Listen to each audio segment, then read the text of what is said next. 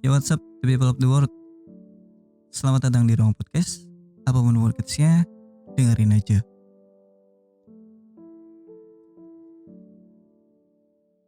Di ruang podcast episode kedua ini, gue bakalan nemenin kalian dengan tema insecure. Kenapa sih gue pilih tema ini?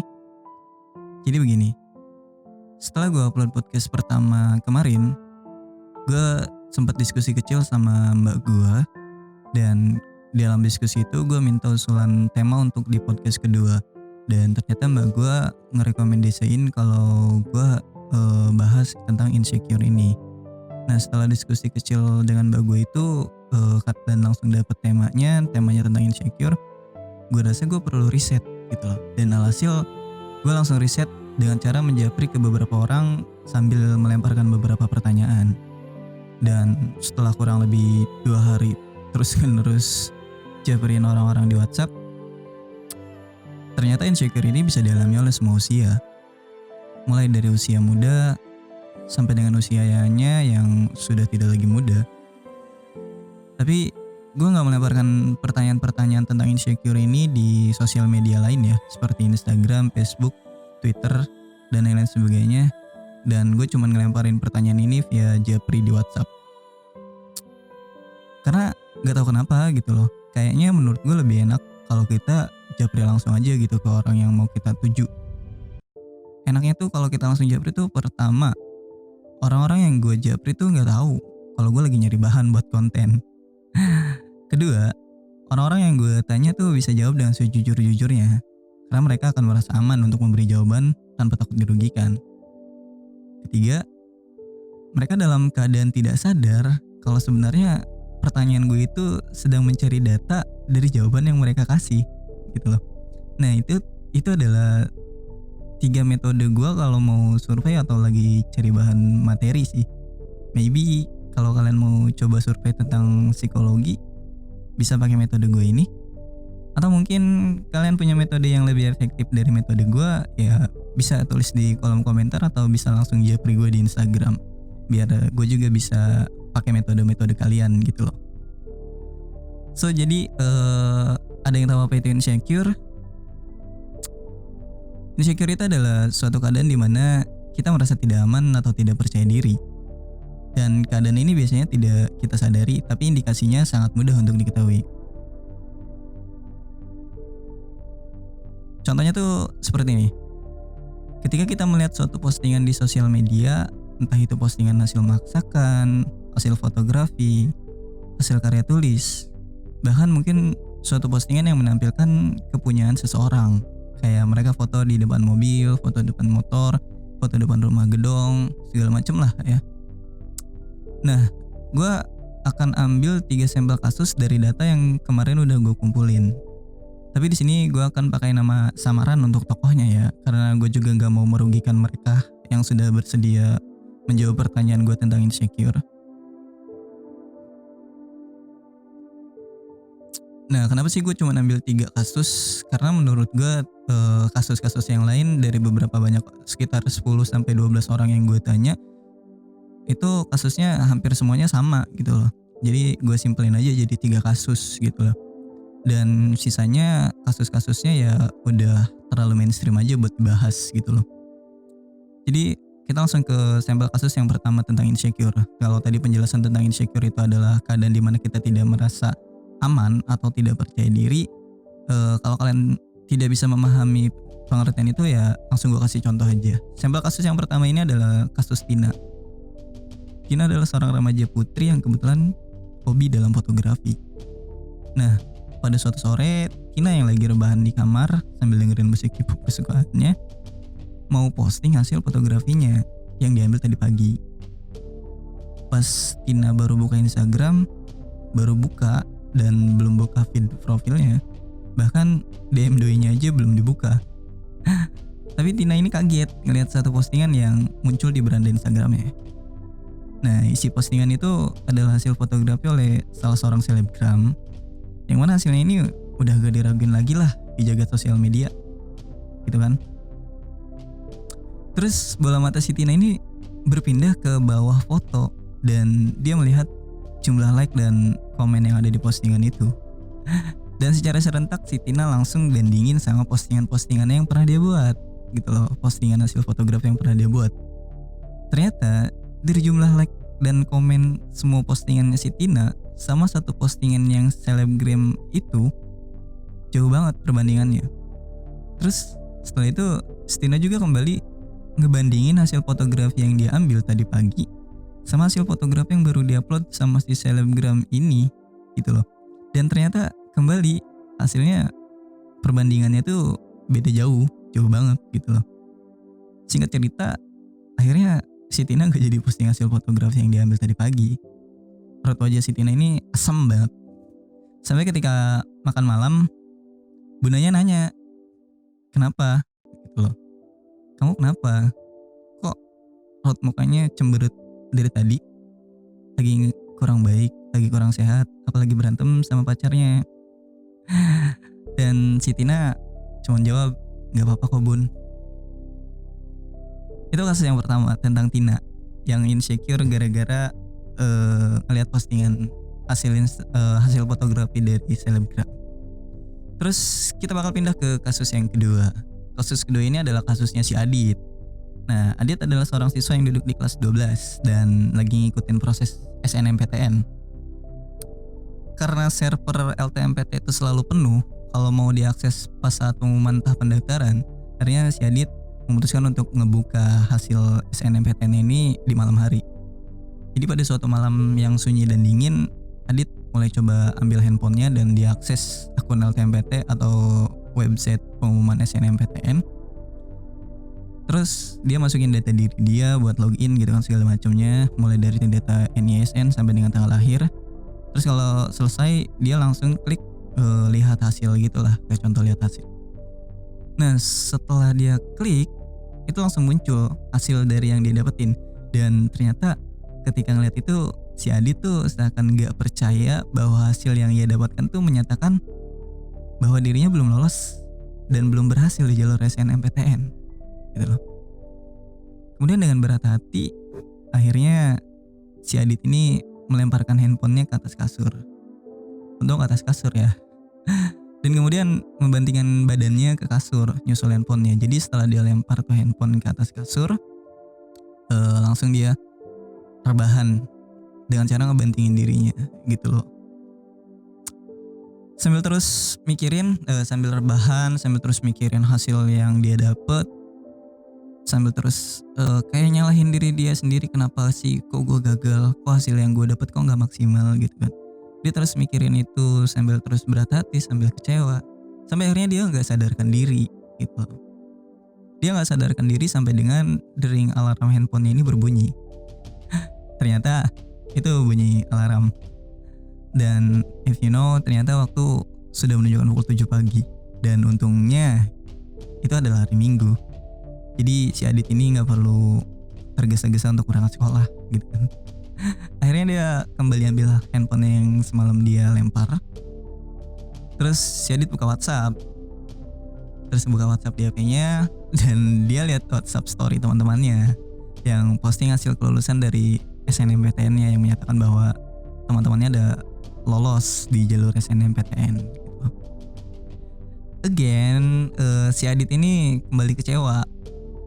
Akhirnya si Adit kembali lagi ngelemparin handphonenya itu. Tapi kali ini dia lemparin bukan ke atas kasur, tapi dia lemparin ke lantai. Tapi kebetulan juga di lantai itu ada bantal yang semalam sempat ketendang sampai ada di lantai lah sama dia gara-gara dia tidur gitu kan. Dan kemudian si Adit tidak sadarkan diri lagi, atau bisa kita sebut tidur. Terus pas udah sampai siang gitu kan, udah sekitar pukul 10 sampai dengan 11 siang. Akhirnya si Adit bangun terus memutuskan untuk mandi. Pas mau mandi, ibunya lagi masak di dapur. Nah ibunya ini aneh, ngelihat mata sama mukanya si Adit ini kayak orang yang kecewa banget gitu loh. Again, ibunya si Adit sama kayak bundanya si Tina tadi nanyain ke si Adit, kamu kenapa nak? Dan again jawaban si Adit juga sama kayak jawaban si Tina. Si Adit cuma jawab, gak apa-apa kok bu. Oke, itu adalah dua kasus Tina dan kasus Adit. Sekarang kita pindah ke kasus ketiga. Kalau tadi kasusnya Tina itu insecure gara-gara hasil fotografinya beda jauh. Terus kasusnya Adit adalah insecure gara-gara hasil SNMPTN-nya tidak lolos. Tapi untuk kasus ketiga ini datang dari kasusnya Alfi. Alfi adalah seorang mahasiswi kupu-kupu di kampusnya. Ada yang menyebabkan Alfi menjadi seorang mahasiswa kupu-kupu.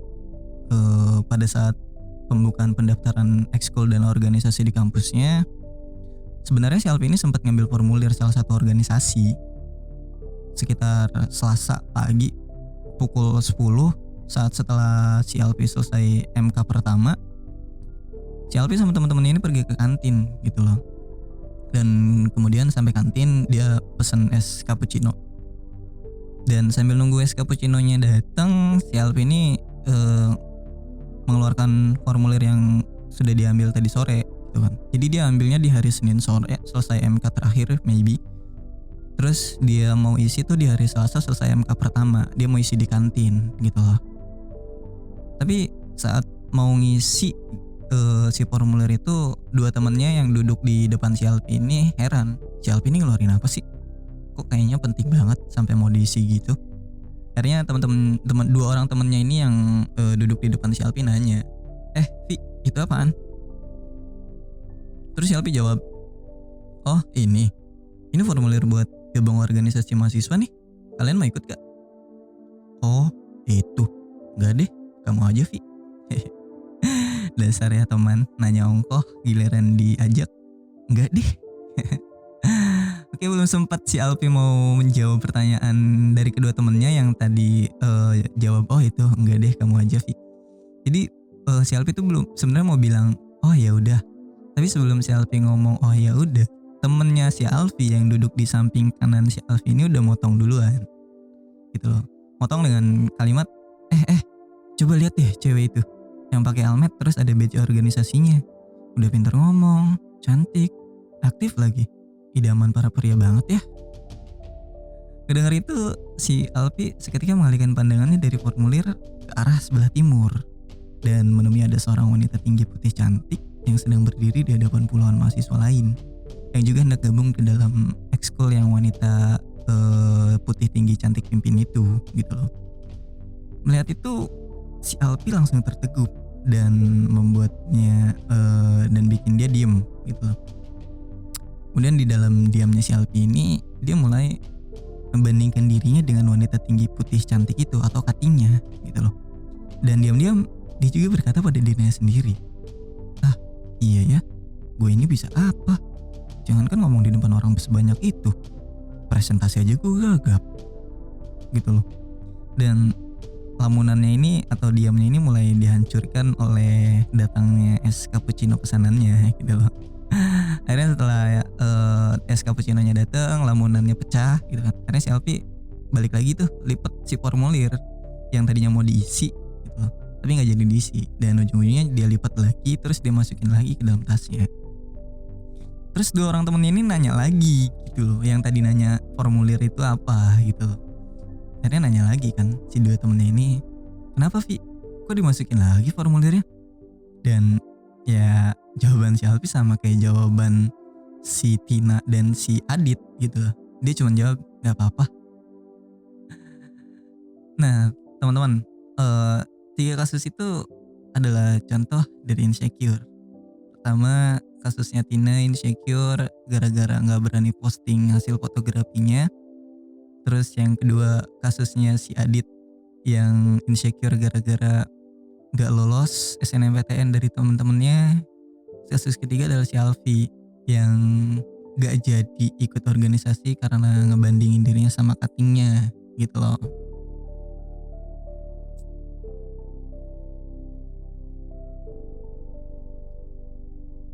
Nah dari 3 kasus itu kita bisa menyimpulkan bahwa rasa insecure itu dipicu atas dasar rasa tidak puas dan tidak yakin dengan kapasitas diri sendiri gitu loh. Dan pada akhirnya kebanyakan orang yang mengalami insecure akan membuat sebuah persembunyian fakta dari apa yang sedang mereka alami. Contohnya Si Tina yang bilang gak apa-apa ke bundanya, padahal dia lagi ngerasa gak percaya diri sama hasil fotografinya sendiri. Kedua, si Adit yang bilang gak apa-apa ke ibunya, padahal dia gak puas sama hasil yang ia dapatkan. Ketiga, si Alfi yang bilang gak apa-apa sama teman-temannya, padahal dia gak percaya diri buat ikut organisasi. Tapi sebenarnya ada juga kasus lain, bukan cuma 3 kasus itu aja. Contoh kasus lain itu yang sering banget kita temui lah ya di jagat sosial media, kayak contohnya tuh orang-orang yang postingannya di kafe mahal, padahal mohon maaf orang tuanya susah payah banting tulang biar dia bisa sekolah dan kuliah. Terus ada juga yang insecure gara-gara berat badan, ada juga insecure yang gara-gara mukanya nggak glowing dan segala macam. Tapi gue nggak akan sambungin podcast ini ke sebelah sana gitu loh. Karena menurut gue itu udah terlalu mainstream aja gitu kasusnya, men. Jadi bahkan nih, sadar tidak sadar, insecure ini sering muncul di dalam sebuah hubungan. Jadi gak cuma datang kepada perseorangan, tapi insecure ini juga bisa datang ke dalam sebuah hubungan. Bahkan lebih sering munculnya tuh di dalam sebuah hubungan. Hubungan apa sih? Ya hubungan apapun gitu loh. Entah itu hubungan keluarga, hubungan pertemanan, hubungan pekerjaan, dan hubungan tanpa kejelasan. Yang sedang ramai-ramai dilakukan oleh para kaum milenial, termasuk gue juga sih yang pasti. Hubungan tanpa kejelasan. Nah, insecure ini dalam sebuah hubungan atau insecure dalam sebuah hubungan tanpa kejelasan itu biasanya akan menyerang kedua belah pihak. Nah, biasanya tuh yang dirasakan oleh kedua belah pihak ini adalah perasaan tidak yakin dengan pasangan, perasaan tidak diprioritaskan, dan perasaan takut kehilangan. Nah, itu adalah perasaan-perasaan yang akan membuat insecure dalam sebuah hubungan tanpa kejelasan. Atau enggak hubungan tanpa kejelasan juga sih, kayak hubungan pacaran, bisa jadi hubungan PDKT-an gitu loh. Jadi ya, tapi gue nyebutnya sebagai hubungan tanpa kejelasan aja, karena sekarang tuh lagi rame hubungan tanpa kejelasan gitu loh. Jalan, atau jadinya sama orang. Oke, balik lagi ke topik. Terus gimana sih kalau dalam hubungan pekerjaan atau insecure dalam hubungan pekerjaan?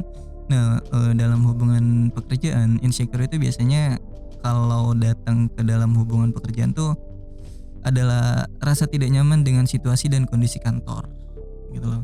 Kemudian untuk insecure yang muncul dalam hubungan pertemanan tuh adalah perasaan tidak sebanding dengan teman-teman lain. Contohnya tuh ketika temannya punya kendaraan pribadi tapi kita nggak punya.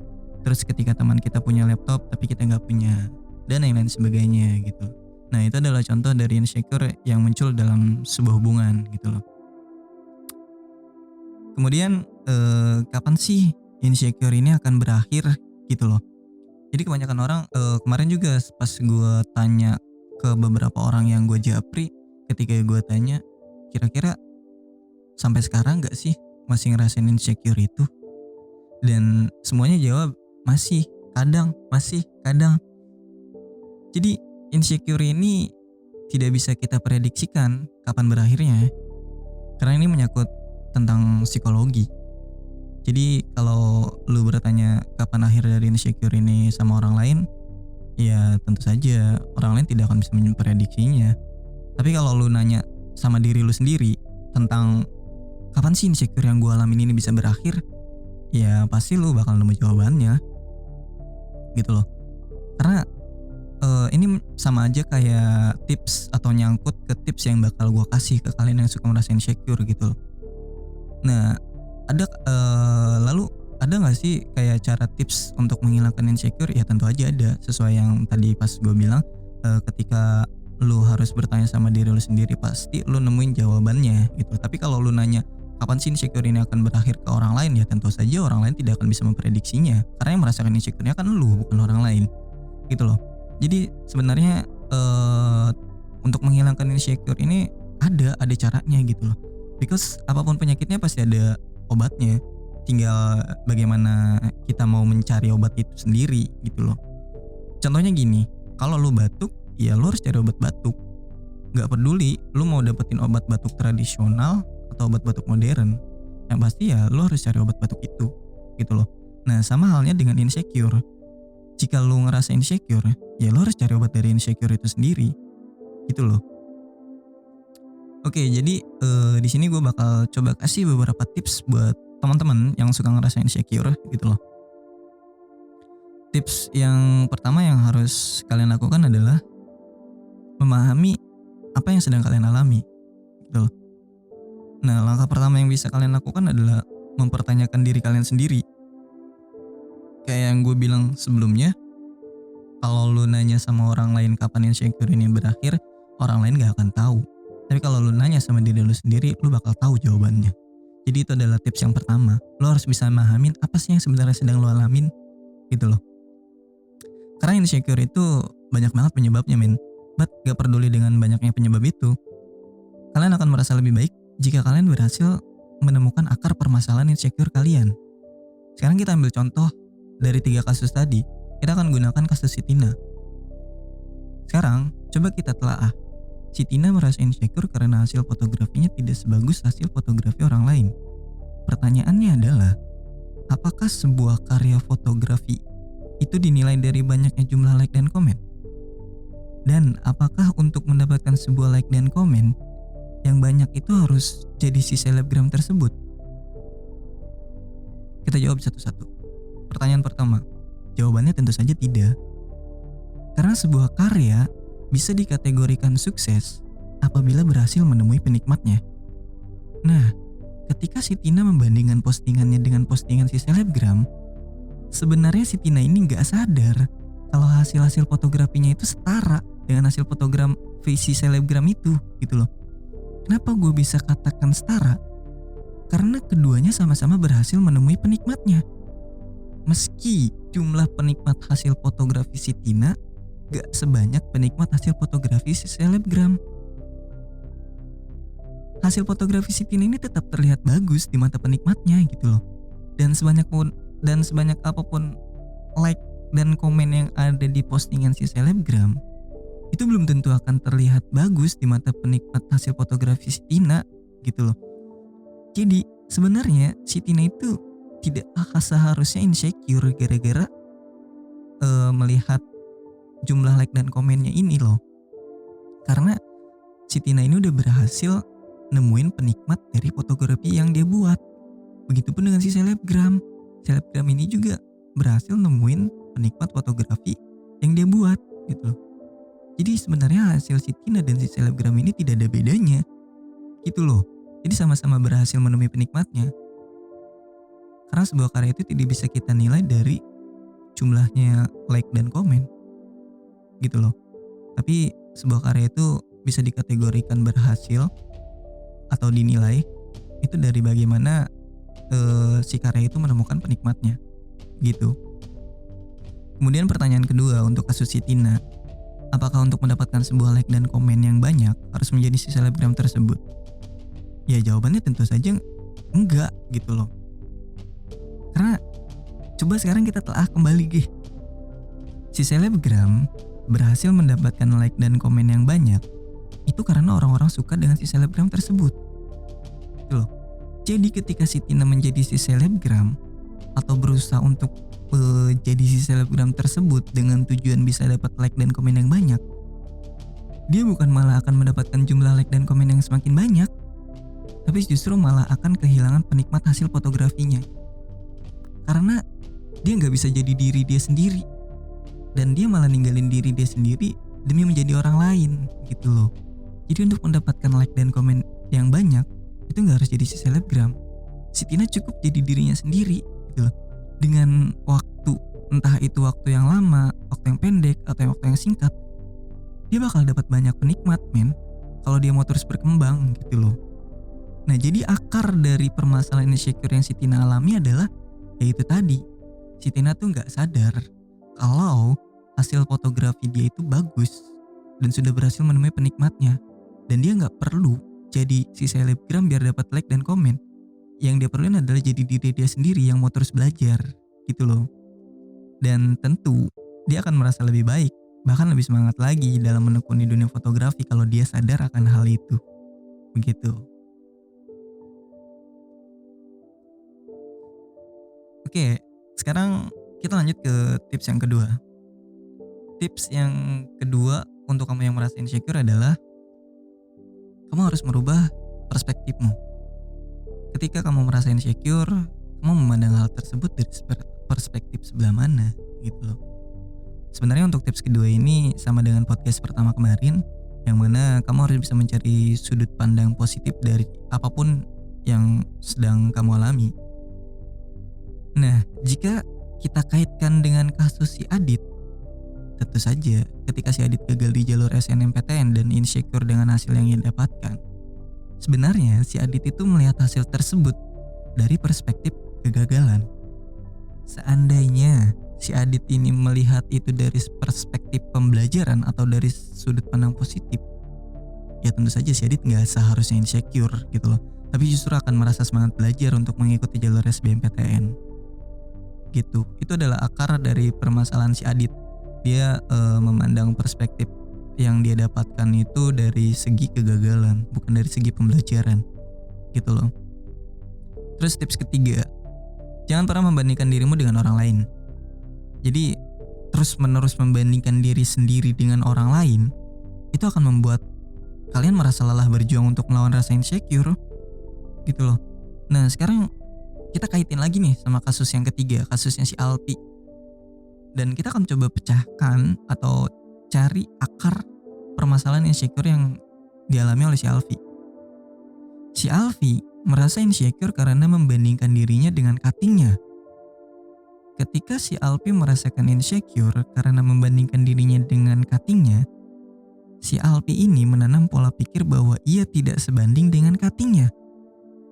Tapi, apakah dia tahu siapa perempuan selanjutnya yang akan berada di posisi cuttingnya tersebut?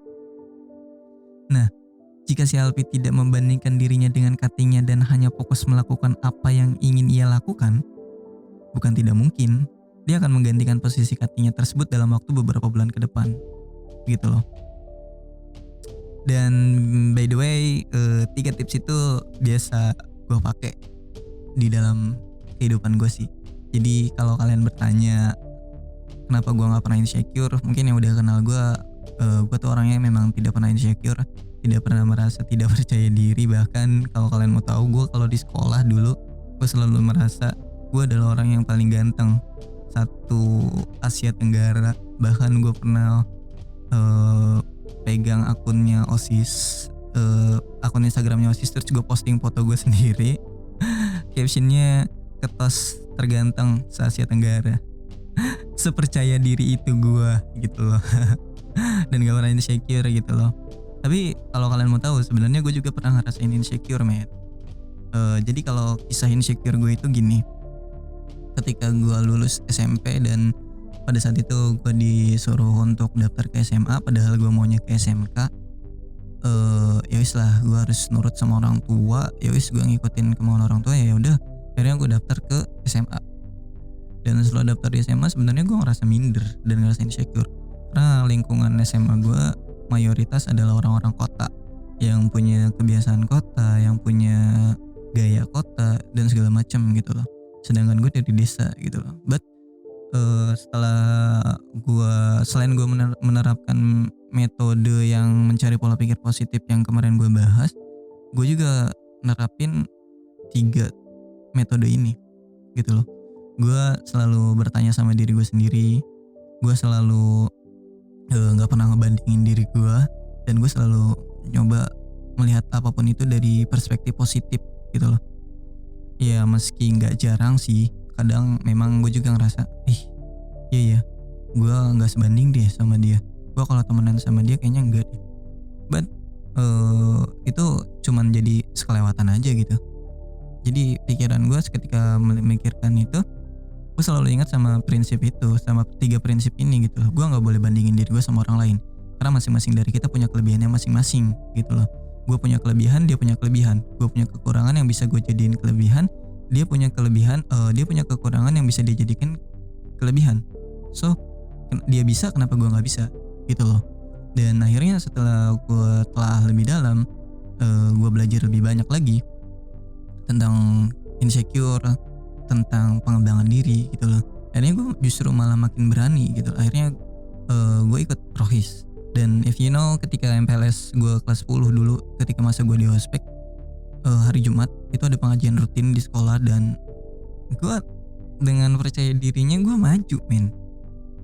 Gue dari sekolah yang mohon maaf, mayoritas sekolah gue tuh dari SMP 1, SMP 2 gitu kan, dan SMP negeri 3, dari negeri lah pokoknya mayoritas, karena sekolah gue juga negeri kan.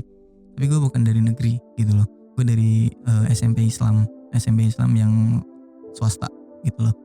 But gue nggak peduli itu, gue nggak memperdulikan itu, dan gue merasa gue bisa gitu loh, gue punya potensi untuk ngomong di depan. Akhirnya di hari Jumat itu gue dihubungi sama kakak kelas gue, hari Jumat ngisi ya. Dia ngeliat Facebook gue deh kalau nggak salah, sekolah di Semancik, iya kata gue. Akhirnya gue minta kan, kak gimana nih kalau hari Jumat gue mau ini dong, mau pidato tentang temanya tentang ibu gitu kan, atau tentang TCW atau tentang milenial gitu. Terus ya udah nanti dikabarin ya. Akhirnya beberapa hari kemudian sebelum hari Jumat gue dikabarin, dan besoknya pas hari Jumatnya ya gue maju. Dan dari situlah gue mulai punya nama di sekolah gue, dan orang-orang mulai sedikit demi sedikit kenal gue gitu loh. Dan gue nggak pernah di sekolah, selama gue sekolah tuh nggak pernah memandang orang tuh dari fisik, memandang orang dari penampilan, nggak pernah. Karena gue orangnya friendly banget. Kalau kalian mau tahu, gue orangnya friendly banget, dan kalau kalian yang udah tahu pasti kalian paham lah ya gue orangnya gimana. Gue ketika gue kelas 10 gue kenal sama kelas 3, bahkan pernah punya hubungan sama kelas 3 juga gitu kan. Terus sama kelas 2 nya juga kenal, sama teman-teman seangkatannya juga kenal. Terus begitu gue naik ke kelas 2 atau ke kelas 11, gue sama adik kelasnya kenal, sama kakak kelasnya masih kenal. Gue kelas 3 sama adik kelas yang baru juga gue semakin kenal gitu loh. Jadi gue orangnya random, gak pernah mau punya temen cuman satu tongkrongan. Jadi tongkrongan gue banyak. Gue nongkrong kadang di tongkrongan A, kadang di tongkrongan B, kadang gue nongkrong di warung Madura, kadang gue nongkrong di rumah Maskur gitu loh. Jadi bebas aja, fleksibel. Nah dengan begitu rasa percaya diri gue malah semakin ada gitu loh. Jadi gue hanya melakukan apa yang ingin gue lakukan gitu loh. Nah jadi kalian juga nih yang ngerasa insecure dengan keadaan kalian atau dengan perasaan tidak puas yang kalian dapatkan gitu loh, ya kalian gak harus insecure man, because setiap orang itu punya kelebihannya masing-masing, dan setiap orang punya kekurangan masing-masing. Tinggal bagaimana cara kita mengolah kekurangan itu untuk menjadi sebuah kelebihan. Tapi ingat, kalian gak boleh memaksakan. Jangan mentang-mentang kalian punya kekurangan, mohon maaf ya, punya kekurangan terus kalian malah maksain buat terlihat oke, padahal ya mohon maaf gitu loh, keadaannya tidak seperti apa yang orang-orang lihat gitu loh. Jangan sampai seperti itulah. Jadi kalian harus jadi diri kalian sendiri. Sama kayak kasus insecure-nya gue ya, gue gak pernah jadi orang lain, tapi gue selalu mengidolakan orang lain gitu loh. Jadi gue selalu mengidolakan orang lain. Contohnya tuh kayak pas gue masuk itu ada ketua OSIS namanya Hanan Kasogi. Jadi ada Hanan Kasogi, sekretarisnya waktu itu kalau nggak salah, pokoknya wakilnya Oman, sekretaris satunya, pokoknya bendaharanya tuh Kak Vivi, Mbak Vivi apa Mbak siapa ya, lupa, sama Mbak Nanda gitu loh, sama Mbak Nanda. Nah orang-orang ini tuh gue jadiin patokan men, mereka bisa, gue juga bisa dong gitu loh. Nah ketika mereka lengser dari kepengurusan OSIS, gue juga gabungkan di OSIS. Ada juga kakak tingkat gue atau kakak tingkat gue jadiin patokan lagi gitu kan, mereka bisa, gue juga harus bisa gitu loh. Terus ada juga Kak Sulis, ada juga Kak Anwar Afudi yang alumni terdahulu, ada Bang Dera alumni terdahulu, ada Bang Fuad alumni terdahulu. Mereka adalah orang-orang hebat. Gua juga bisa jadi seperti yang mereka, atau jadi bisa orang hebat seperti mereka, bisa jadi orang hebat seperti mereka gitu. Jadi ya gue gak pernah berpikir gue gak bisa gitu loh, tapi gue selalu berpikir mereka bisa, gue juga bisa dong gitu loh. Itu sih kisah insecure-nya gue. Gue selalu tidak pernah membandingkan diri gue selalu memandang apapun itu yang gue alami dalam perspektif positif, dan gue selalu kalau gue ngerasa salah atau insecure atau kurang, gue selalu nanya sama diri gue sendiri, sebenarnya apa sih yang gue alamin gitu loh. Jadi buat lo nih yang merasakan insecure, mulai sekarang belajarlah untuk menyayangi diri lo sendiri gitu loh. Dengan cara apa sih nyayangin diri sendiri? Ya dengan cara percaya pada kemampuan yang lu miliki, percaya dengan bidang yang lu tekuni, dan percaya bahwa apapun kondisinya itu ya lu adalah lu, dan lu nggak akan bisa jadi mereka gitu loh. Jadi selagi lu bisa menjadi diri lu sendiri, ya lu nggak perlu repot dan bersusah payah ninggalin jati diri lu sendiri, men, gitu loh. Jadi lu cukup jadi diri lu sendiri dengan melakukan hal-hal yang lu sukai gitu loh. Dan terakhir eh, terakhir deh dari gue buat penutupan podcast episode kedua ini. But thank you banget buat kalian yang masih dengerin sampai menit kesekian ini.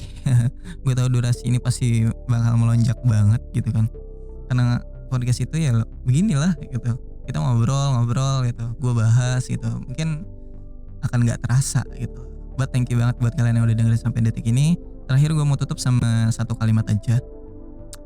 Dekati apa dan siapa yang menerimamu apa adanya, dan jauhi apa dan siapa yang memaksamu untuk selalu tampil sempurna. So, gue Raffi, enjoy your life. Thank you.